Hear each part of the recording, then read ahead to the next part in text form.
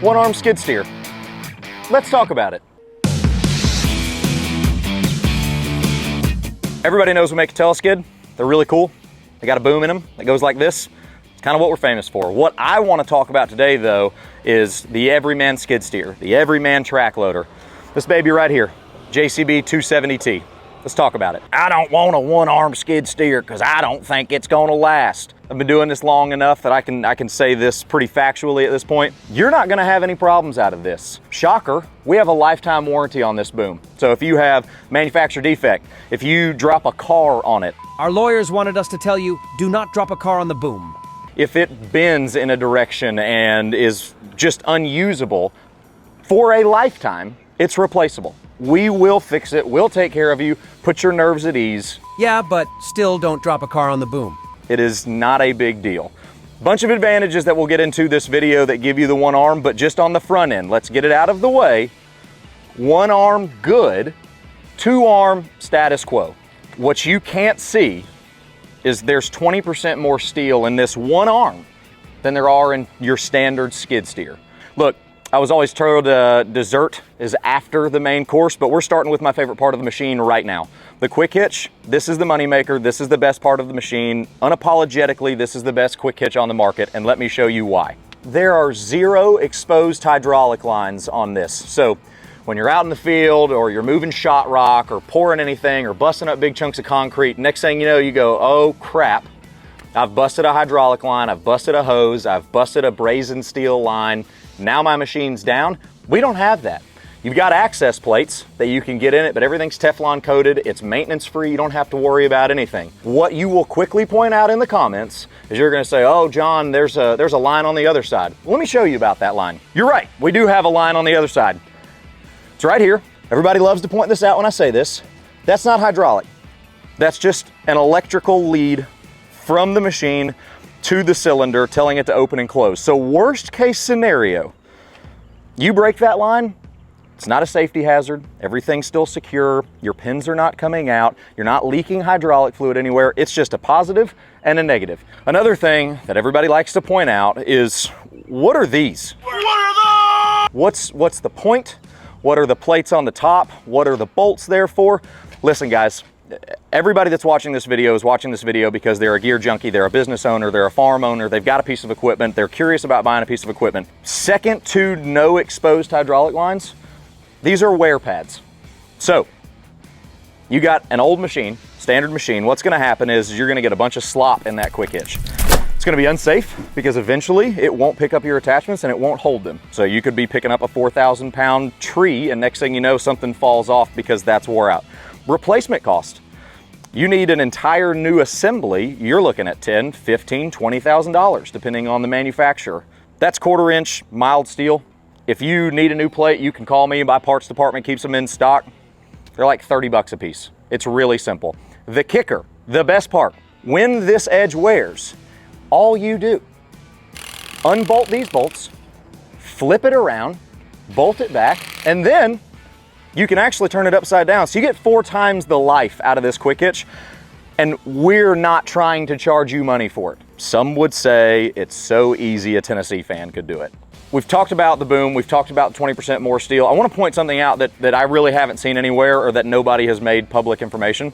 When you're pushing and you're digging into dirt and you're pushing into concrete and you're ripping up pavement or you're doing whatever you want to do and that boom is down and you're really getting it, I mean going, you're not actually pushing against the pin set back here. And that's super important. And I want to really make that very, very clear. Not only is it overbuilt and extremely heavy, this has nothing to do with anything load bearing. There's a polyurethane block on this side that pushes against the chassis, and there's a centering cup over there that actually centers the arm. So when you're into heavy material and into heavy use, what's happening is you're actually transferring that load from the quick hitch and the arm into the entire undercarriage. That keeps stress off your pins, off your bushings. Again, it's all about total cost of ownership going down, less maintenance. It's very, very simple. Track pods on the side. Some manufacturers have it flat across here. It's really frustrating because mud cakes up in there, and to take care of your machine effectively over time, you're gonna have to clean that out, and it's super annoying. This is angled. Most of that mud and dirt and rock and concrete and all the aggregate we're talking about are just gonna fall off. We used to be silly, and we used to use steel lines with bulkhead fittings going into the undercarriage. A lot of fittings, a lot of potential fail points, but we got smart because it's designed and manufactured in the United States. Go us.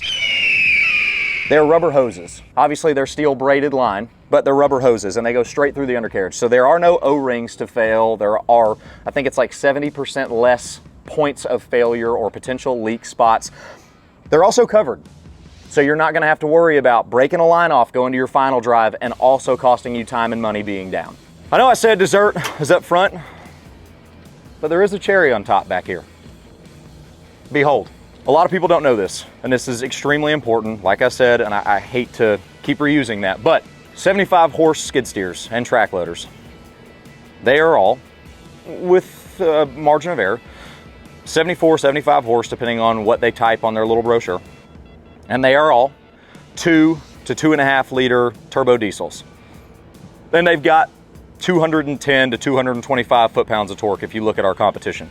This beauty, 4.5 liters, so almost twice the size. You're gonna say, John, why does that matter? Why does that matter? Who cares, because it's still 75 horse. To that I say, you're right. But why do you pull this equipment with a diesel truck that only has 300 horse?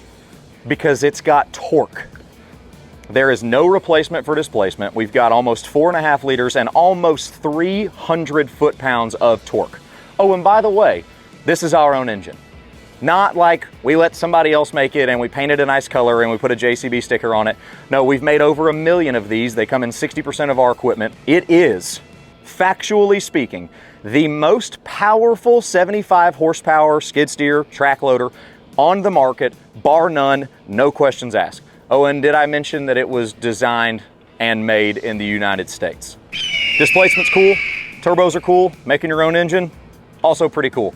From an owner standpoint, that just means that if this is in 50 to 60% of my equipment, I've got parts in stock. It's not even a problem. I'm not even gonna cover that because I've got enough stock that I could build an engine with what's in my shop right now. So let's just move past that. What you're seeing is access to filters, access to a battery, access to an air filter. Heck, you can even see our little turbo in there. Access to the hydraulic fill. I'll quickly point at things that are gonna be applicable to you. Jump post. Isolator, air filter, hydraulic tank for your daily checks, your dipstick, fuel water separator, oil filter. Boom, done. I will now take you inside.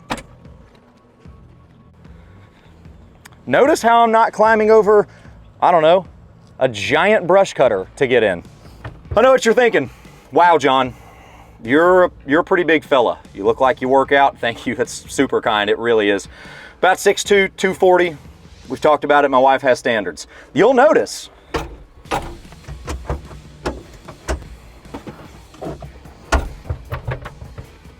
I've got room for days.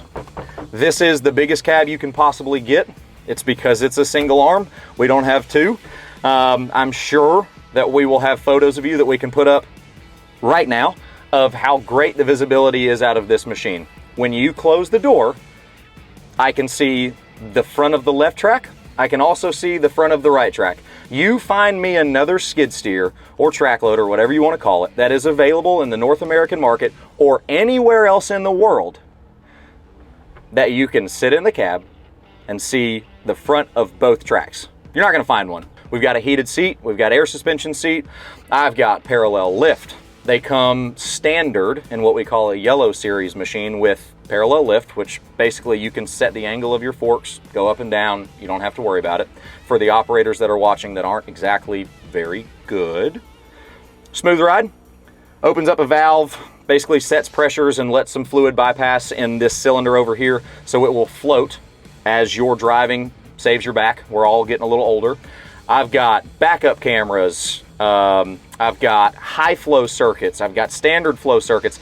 Phenomenal air conditioning. I think a lot of people think, oh, little old JCB or this, that, and the other. Look, we're here, guys. Savannah, Georgia. I've said it 3 times already. Designed and built here. We've been making these for 20 plus years. We're also investing over $1 billion into a factory in San Antonio. If you're watching this video right now and you think to yourself, man, I hate diesel exhaust fluid. I hate regen, but I want a brute of a machine. We're probably the machine for you. If you're not as skinny as you used to be, and you think, man, I can't stand climbing over a bucket because I can't see my toes anymore, this might be a decent option for you. If you want to be able to lift 6,000 pounds, and that's not fancy math and rated operated capacity, we actually are not scared of it, and we publish how much we can lift. With a bucket on it, I can lift over 6,000 pounds on this machine alone. We want to earn your business. Most importantly, serving your business is our business. Once again, this is John Messick with TriStar JCB here in Middle Tennessee. If you got any questions, give us a call, find us online, find us on YouTube, LinkedIn, whatever social media things are out there. I don't know, I don't do it. The guy holding the camera does, but please call us and give us an opportunity.